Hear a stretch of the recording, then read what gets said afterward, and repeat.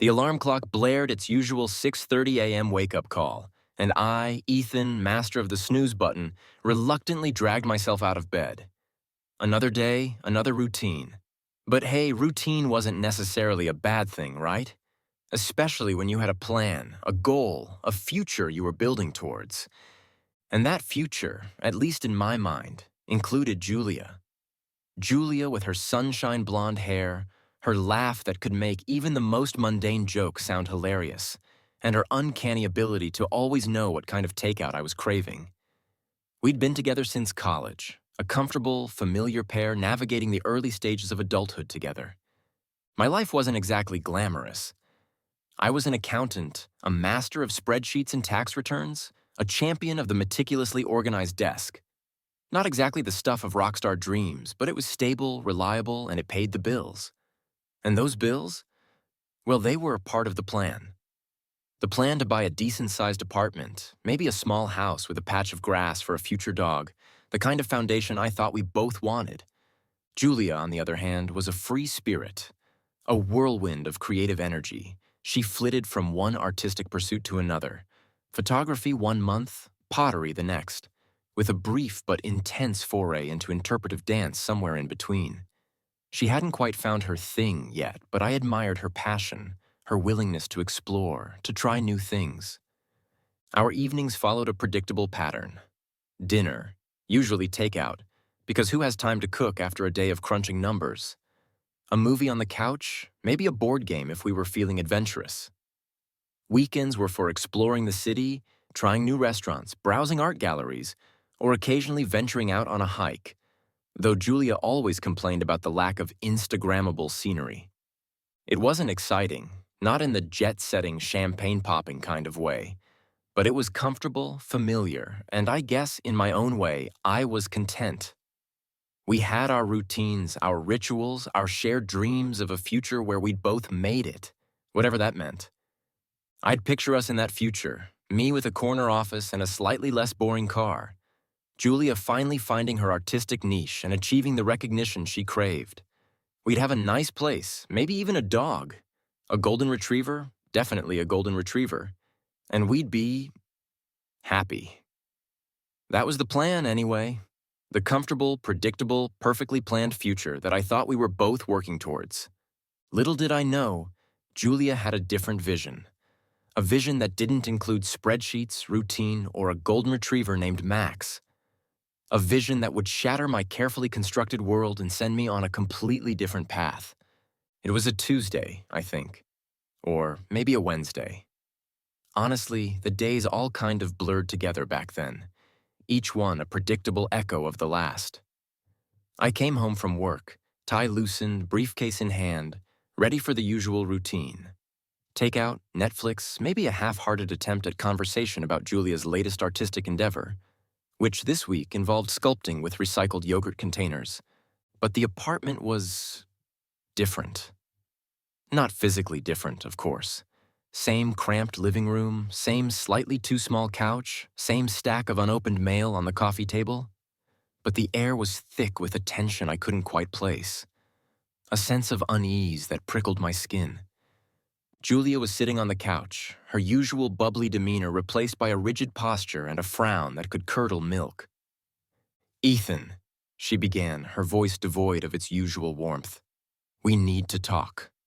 My stomach did a weird little lurch. Those 4 words, the universal harbinger of relationship doom. "Okay," I said, my voice a little too high-pitched. "What's up?" She took a deep breath, her gaze fixed on a point somewhere beyond my left shoulder. "I'm breaking up with you, Ethan."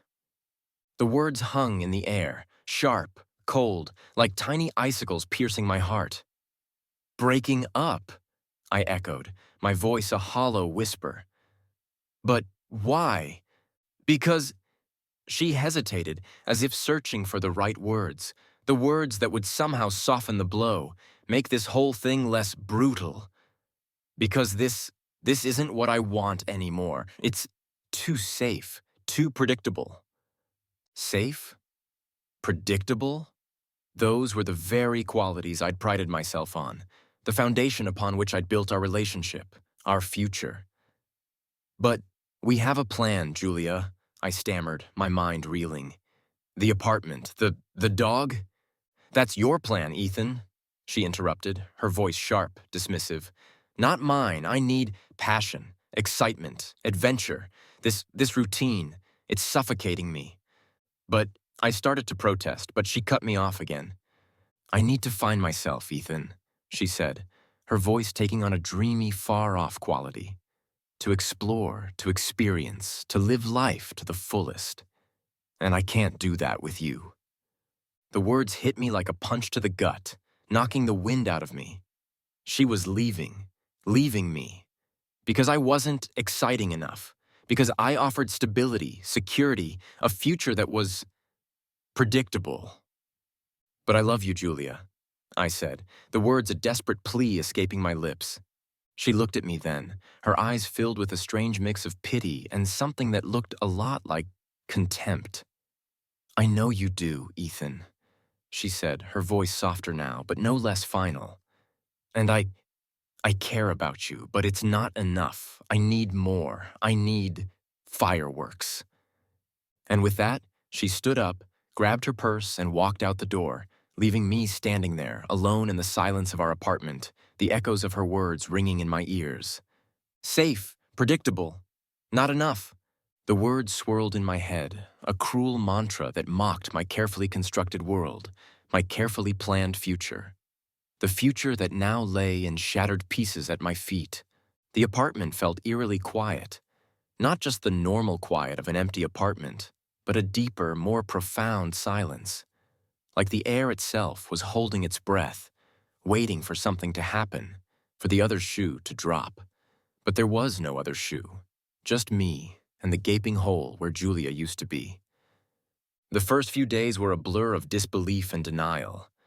I kept expecting her to walk back through the door, a mischievous grin on her face, ready to tell me it was all a joke, a twisted social experiment to see how I'd react. But the door remained stubbornly closed, the only sound the occasional creak of the old building settling around me. Then came the anger. A white-hot rage that pulsed through my veins, making my hands clench, my jaw tighten, my teeth grind. How could she do this to me? After all these years, after all the plans, the dreams, the shared takeout menus, was I really that boring? That predictable? That safe? The anger gave way to a crushing sadness, a bone-deep ache that settled in my chest and refused to leave. I wandered through the apartment like a ghost, bumping into furniture, forgetting to eat, the days and nights blending into a monotonous cycle of despair. I tried to distract myself. I buried myself in work, staying late at the office, poring over spreadsheets and financial reports, anything to keep my mind occupied. I went to the gym, pounding the treadmill until my legs burned, my lungs screamed, and sweat stung my eyes. I even tried those dating apps Julia was always raving about, swiping left and right with a growing sense of futility and despair. Nothing worked. The emptiness followed me everywhere, a constant reminder of what I'd lost. I started questioning everything. Our relationship, my choices, my entire life. Had I been blind? Had I missed the signs? Was I really as safe and predictable as she'd claimed? The doubts gnawed at me, eroding my confidence, my sense of self. I looked in the mirror and saw a stranger staring back at me, a hollow shell of the man I used to be. The man who had a plan, a future, a woman who loved him. Or so I thought. The breakup wasn't just the end of a relationship. It was the shattering of an illusion. The illusion of stability, of security, of a shared future that had never really existed.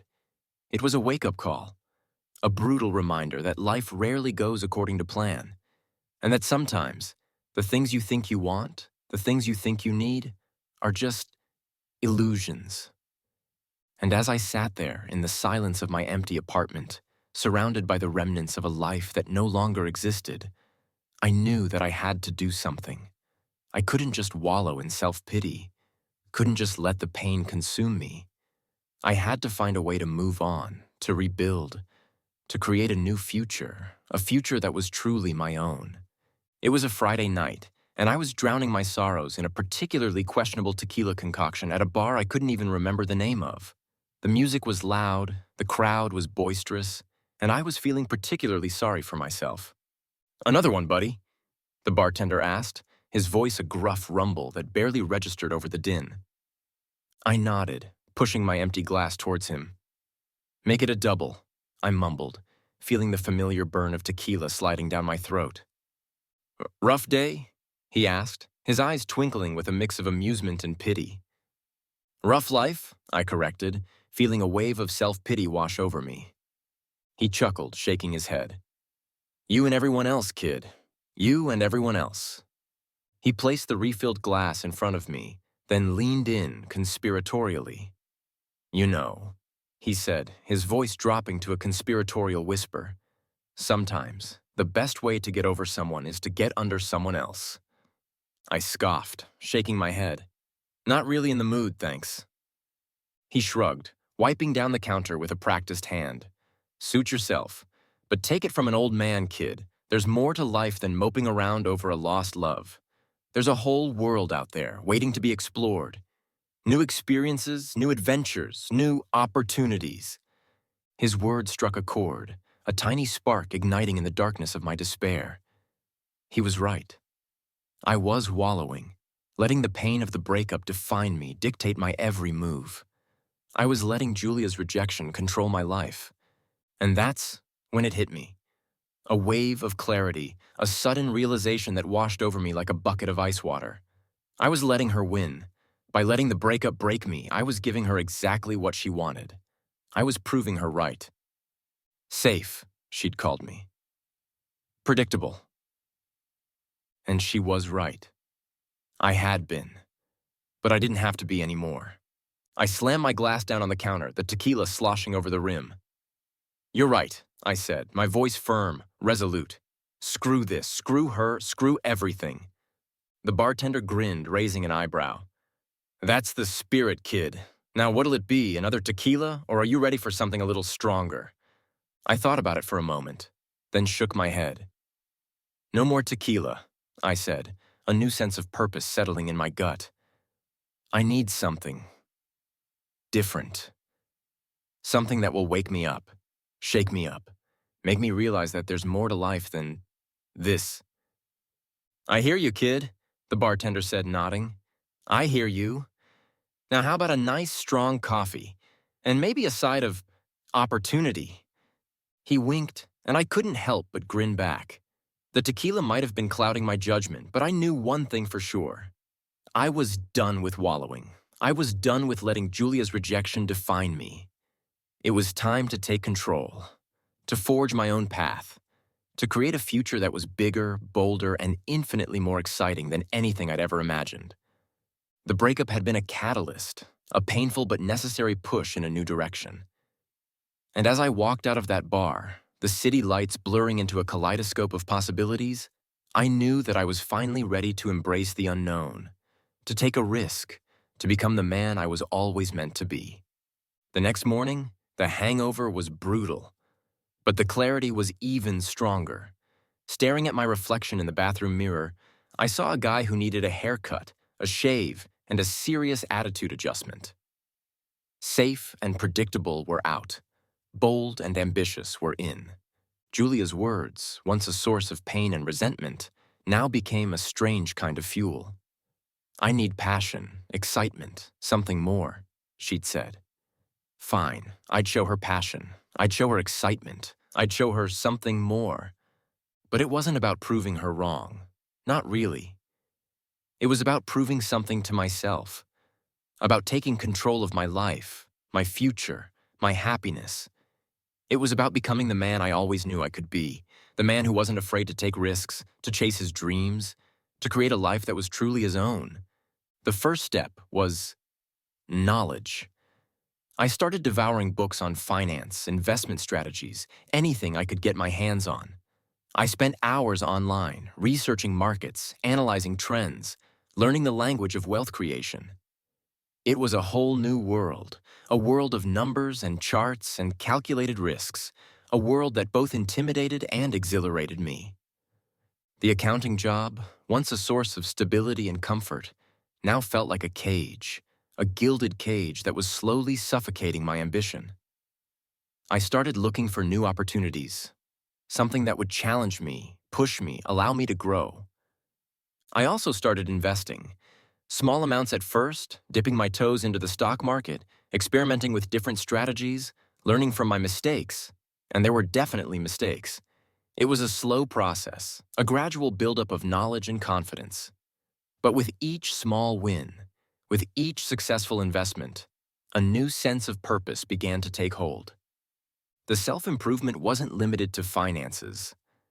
I joined a gym, started running, even hired a personal trainer, a ridiculously ripped guy named Vlad who seemed to subsist solely on protein shakes and motivational quotes. I revamped my wardrobe, ditching the ill-fitting suits and embracing a more stylish, confident look. I even started taking salsa lessons, a disastrous but hilarious experience that involved a lot of stepped-on toes and awkward laughter. It was a transformation, a shedding of the old, safe Ethan and the emergence of a new, bolder version. It wasn't about becoming someone else. It was about becoming the best version of myself. The version that wasn't afraid to take risks, to chase his dreams, to create a life that was filled with passion, excitement, and yes, even a little bit of danger. The pain of the breakup was still there, a dull ache in the background. But it was no longer the driving force. It had been replaced by a new kind of fuel, a burning desire to prove to myself, and maybe just a little bit to Julia, that I was capable of more, that I was worthy of more, that I deserved a life that was truly extraordinary.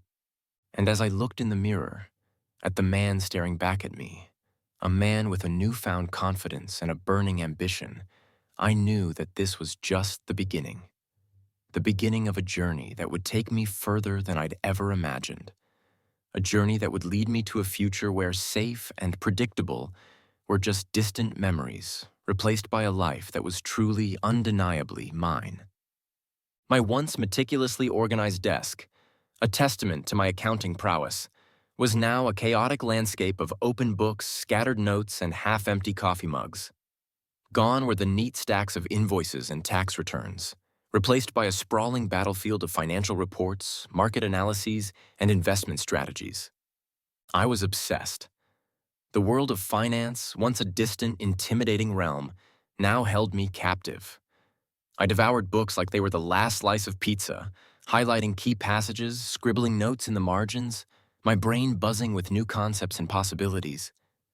The jargon, initially a confusing jumble of acronyms and technical terms, slowly started to make sense. PE ratios, dividend yields, market capitalization. It was like learning a new language, a language of wealth creation, of financial freedom, of taking control of your future. My evenings, once dedicated to Netflix and takeout, were now spent glued to the computer screen, poring over stock charts, analyzing trends, researching companies. I became a regular at the local library, the librarians giving me knowing smiles as I lugged stacks of investment books to my usual corner table. The initial investments were small, cautious dips into the stock market pool. I started with index funds, a safe, diversified approach, then gradually branched out, exploring individual stocks, bonds, even a little bit of cryptocurrency. A wild ride that nearly gave me a heart attack. There were losses, of course. Stupid mistakes, impulsive decisions, the inevitable setbacks that come with navigating the unpredictable world of finance. But with each loss, I learned. I analyzed my mistakes, researched the factors that had led to the downturn, and adjusted my strategy accordingly. And there were wins. Small wins at first, a few dollars here, a few hundred there. But each win, no matter how small, fueled my ambition, solidified my belief that I could do this, that I could master this game, that I could create a future where I wasn't just safe and predictable, but financially secure, independent, and in control. The confidence grew with each successful investment. I started taking bigger risks, making bolder decisions, trusting my gut and my growing knowledge.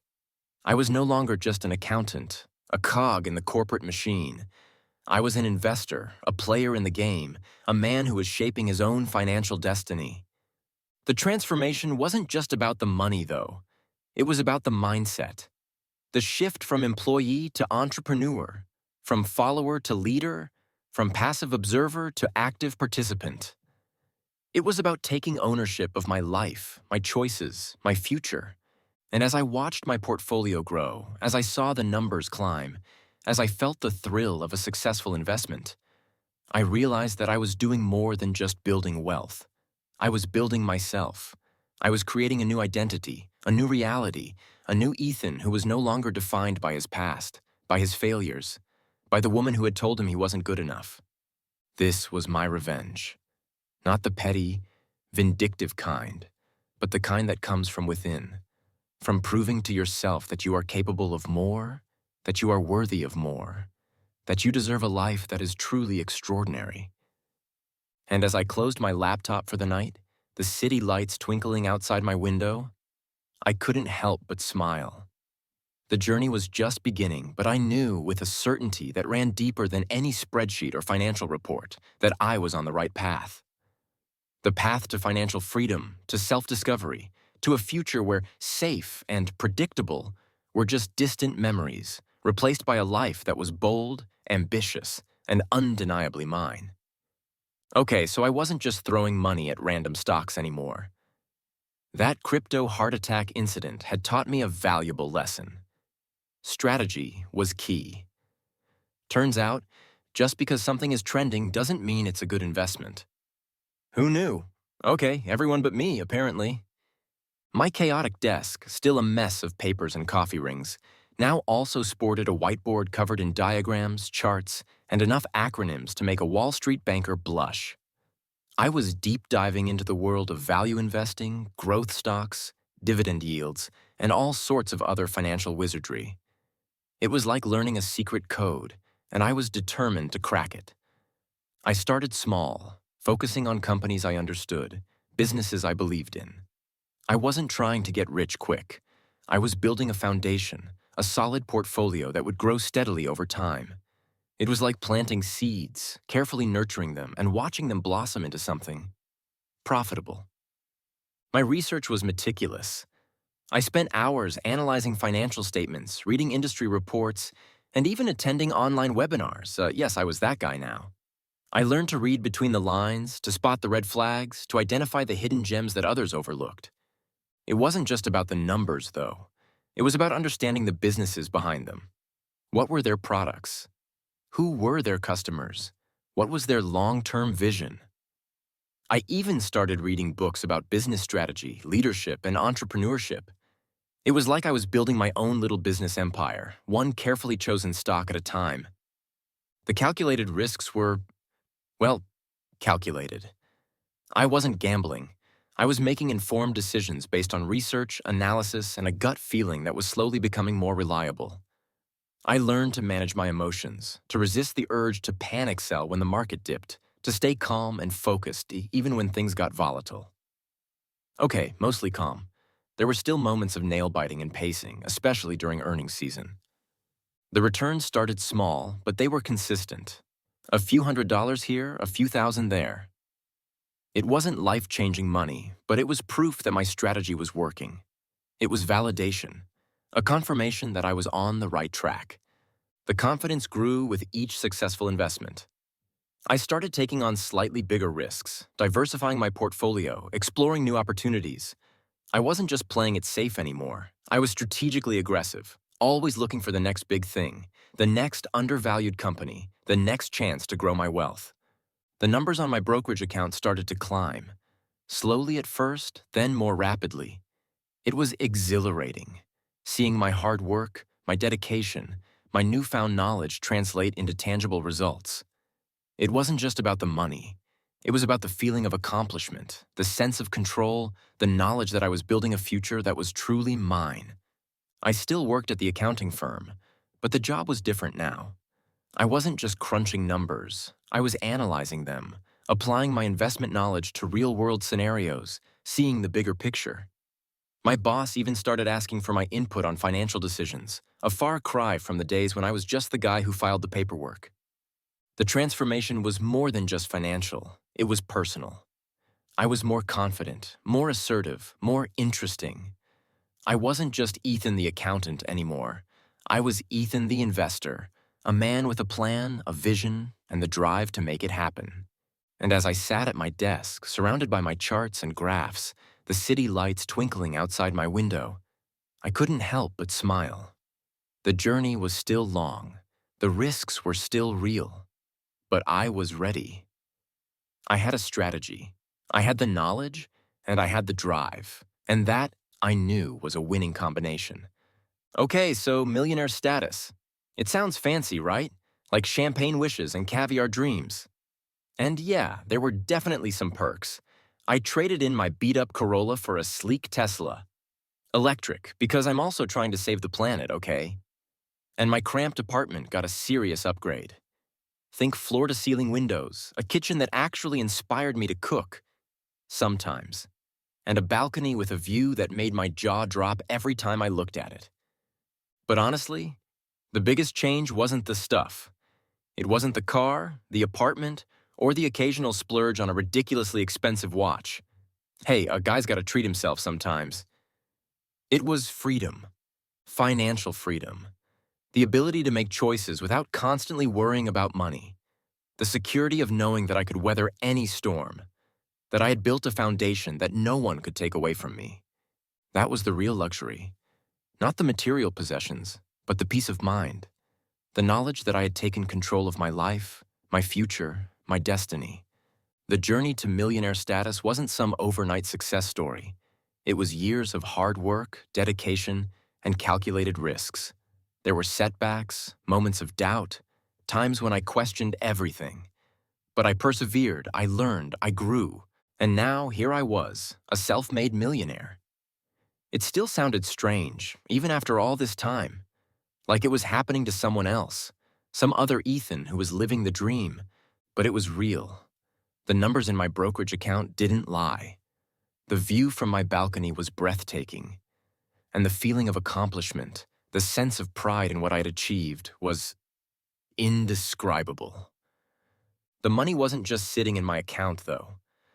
I was putting it to work, reinvesting, diversifying, building a portfolio that would not only secure my future, but also allow me to pursue other passions, other dreams. I started a foundation, donating to causes I believed in, giving back to the community that had supported me, even when I was just a struggling accountant with a guitar and a dream. I also started exploring other business ventures, investing in startups, mentoring young entrepreneurs, sharing my knowledge and experience with others. It wasn't just about making more money. It was about making a difference, about using my success to help others achieve theirs. The transformation wasn't just financial. It was personal.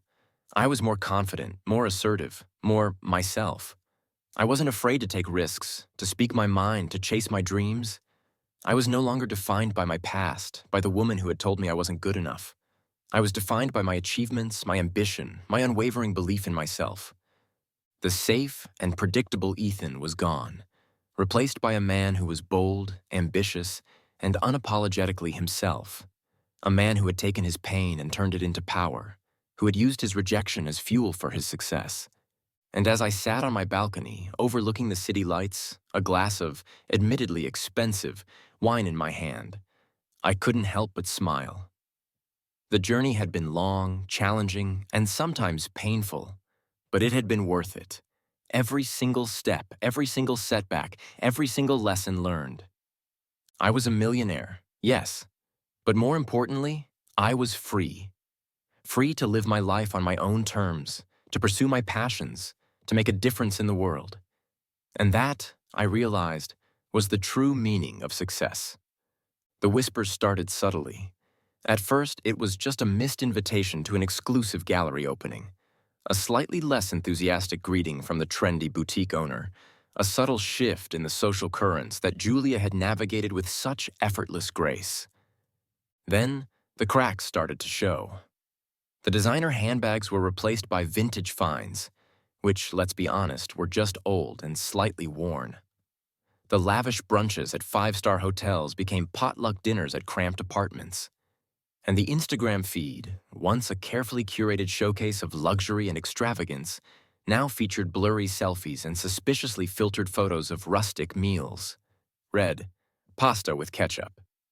It turned out that passion and excitement didn't pay the rent, or the credit card bills, or the hefty tab at that trendy bar where Julia and her new beau, the oh-so-charming entrepreneur with the disruptive startup, were regulars.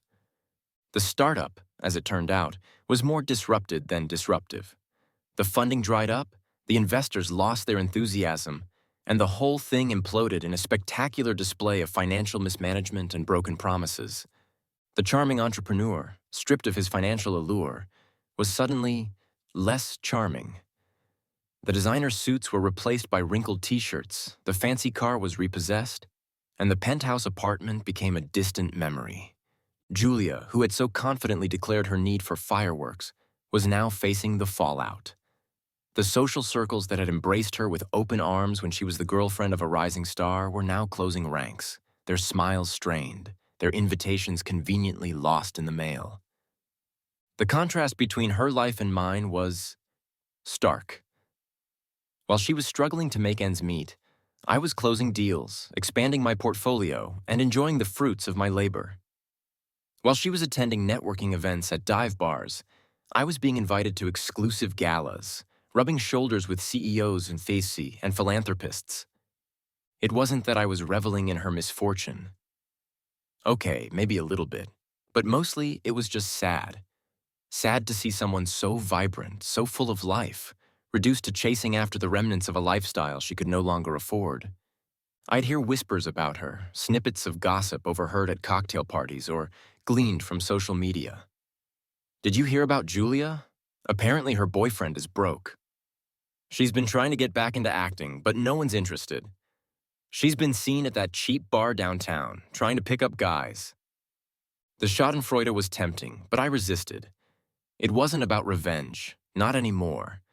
It was about perspective, about realizing that the things she had valued, the things she had chased after, were ultimately empty, fleeting, meaningless.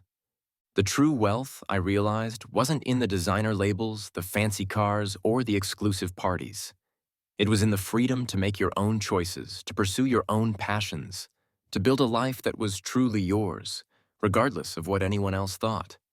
And as I watched Julia's exciting life crumble, as I saw her struggling to maintain the facade she had so carefully constructed, I couldn't help but feel a sense of pity. Not the condescending kind, but the genuine kind.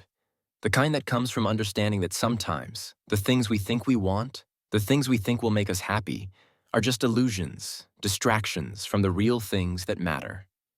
I had found those real things. The passion for my work, the satisfaction of building something meaningful, the security of knowing that I was in control of my own destiny. And as I looked at Julia, at the fading reflection of the woman she once was, I knew that I had something she didn't. True wealth. The kind that comes from within, from knowing your worth, from pursuing your dreams, from living a life that is authentically, undeniably yours. The invitation arrived in a sleek, silver envelope, the kind that practically screams exclusivity. It was a gala, a fundraiser for some fancy art museum, the kind of event where champagne flowed freely, conversations were hushed but influential, and everyone looked like they'd stepped out of a magazine spread. I wasn't exactly a gala guy, but this was different. This was a chance to network, to rub shoulders with the movers and shakers, the people who could open doors, forge connections, and take my already successful ventures to the next level. I arrived in my Tesla, naturally, feeling a flicker of the old imposter syndrome as I stepped out onto the red carpet. But it quickly faded as I surveyed the crowd. I recognized faces, CEOs, entrepreneurs, philanthropists, the kind of people I now interacted with on a regular basis. I was no longer the outsider, the struggling accountant trying to blend in. I belonged. The air buzzed with a mix of excitement and ambition. The clinking of champagne glasses a subtle soundtrack to the hushed conversations about investments, mergers, and the latest philanthropic endeavors. I navigated the crowd with ease, exchanging greetings, making connections, feeling the power of my own success radiating outwards. And then I saw her, Julia. She was standing near the bar, a forced smile plastered on her face as she chatted with a group of people I vaguely recognized. The designer dress she wore looked off. A little too tight, a little too dated, a desperate attempt to cling to the remnants of a lifestyle that was slipping away. Her eyes met mine across the room, and the smile faltered, replaced by a look of surprise. And something else. Regret? Envy? Maybe a little bit of both. She excused herself from the group and made her way towards me, her heels clicking a little too loudly on the marble floor, a desperate attempt to regain some of her lost confidence. "Ethan," she said, her voice a breathy whisper that was meant to be seductive but came across as strained. "Wow, I didn't expect to see you here." "Julia," I said, my voice flat, emotionless. I didn't offer a smile, didn't extend a hand, didn't acknowledge the years we'd spent together, the dreams we'd once shared. Her smile faltered, her eyes darting around the room, searching for an escape route, a way to salvage the encounter. "You look good," she said, her voice a little too loud, a little too eager. "Successful. I've been following your career. Congratulations on all your achievements." "Thank you," I said, my gaze fixed on a point somewhere beyond her left shoulder. She shifted uncomfortably, her carefully rehearsed charm failing to penetrate my indifference. "So," she said, her voice a desperate attempt at casual conversation. "What brings you here? Still crunching numbers?" I smirked, a hint of amusement flickering in my eyes. "Something like that," I said, deliberately vague, enjoying her discomfort. She tried another tactic, her voice dropping to a husky whisper. "You know," she said, leaning in a little too close, "I always knew you had it in you. That ambition, that drive. It was just hidden, waiting to be unleashed." I took a step back, creating a physical distance that mirrored the emotional gulf between us. "Is that so?" I said, my voice laced with sarcasm. She nodded, her eyes pleading for a response, a flicker of recognition, anything to break the icy wall I had erected. "Well," I said, glancing at my watch, a subtle but clear dismissal. "It was nice seeing you, Julia, but I have to go. I have a meeting with some investors." I turned and walked away, leaving her standing there, alone in the crowd, her carefully crafted facade crumbling, the reality of her situation hitting her with the force of 1,000 shattered champagne glasses. I didn't look back. I didn't need to. I knew that the image of her standing there, lost and alone, would be etched in my memory, a constant reminder of the choices we had both made, the paths we had both taken. And as I walked towards the group of investors, their faces a mix of admiration and respect, I couldn't help but feel a sense of triumph. Not the petty, vindictive kind, but the quiet, satisfying kind that comes from knowing you've proven yourself, that you've overcome adversity, that you've built a life that is truly, undeniably yours. Julia's rejection, once a source of pain and insecurity, was now a distant memory, a faded scar that served as a reminder of how far I had come. I was no longer the safe and predictable Ethan she had discarded. I was a self-made success, a man of ambition and drive, a force to be reckoned with.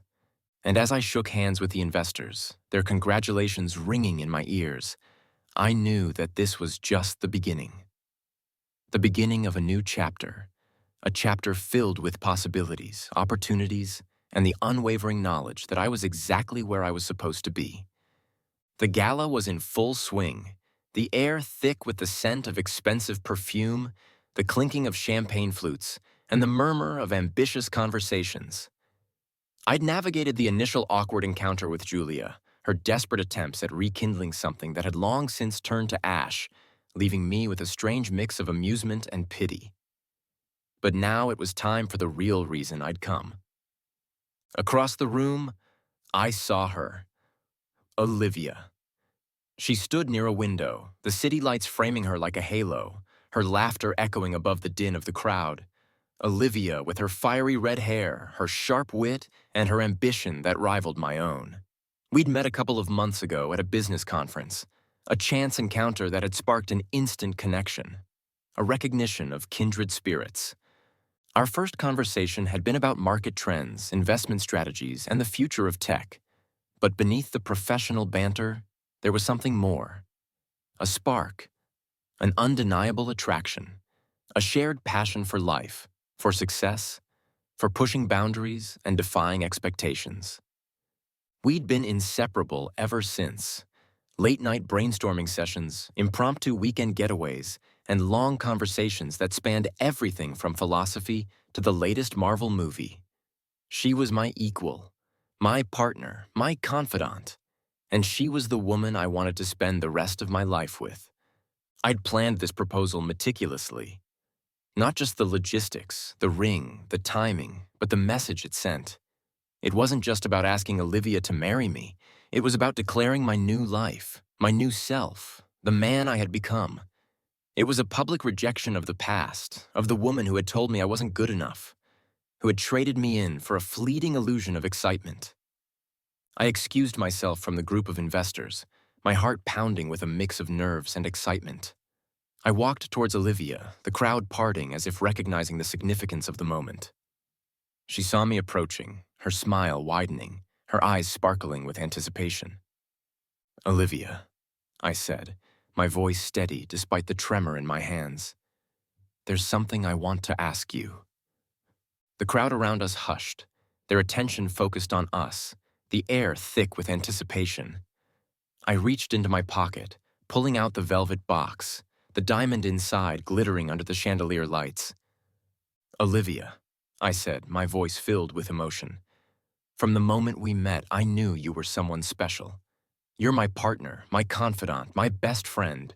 You challenge me, inspire me, and make me want to be a better man.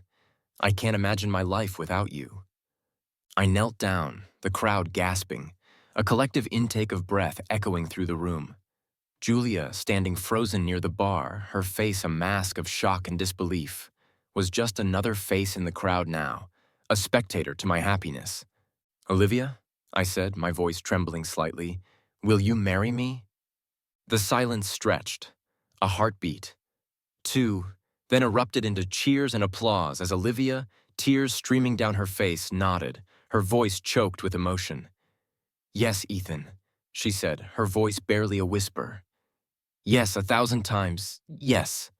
I slipped the ring on her finger, the diamond catching the light, a symbol of our love, our commitment, our shared future. We stood up, embraced, the cheers of the crowd washing over us, a symphony of approval and celebration. I glanced at Julia, her face pale, her eyes filled with a mixture of regret and humiliation. She looked away, unable to meet my gaze, the reality of her loss hitting her with the full force of 1,000 whispered congratulations. This was my moment, my triumph, my declaration of independence, of self-worth, of a love that was real, genuine, and infinitely more valuable than anything she had ever offered. The proposal wasn't just about Olivia and me. It was about the journey I had taken, the transformation I had undergone. It was about proving to myself and to the world that I was worthy of love, of happiness, of a future that was brighter, bolder, and infinitely more fulfilling than anything I had ever imagined. And as I held Olivia close, her laughter mingling with the cheers of the crowd, I knew that I had finally found what I had been searching for. Not just love, but a true partner, a woman who saw me, who challenged me, who loved me for who I was, not for what I could offer her. The breakup, the pain, the rejection, it had all been worth it. It had led me to this moment, to this woman, to this life. And as I looked at Olivia, her eyes shining with love and happiness, I knew that I had finally found my happily ever after.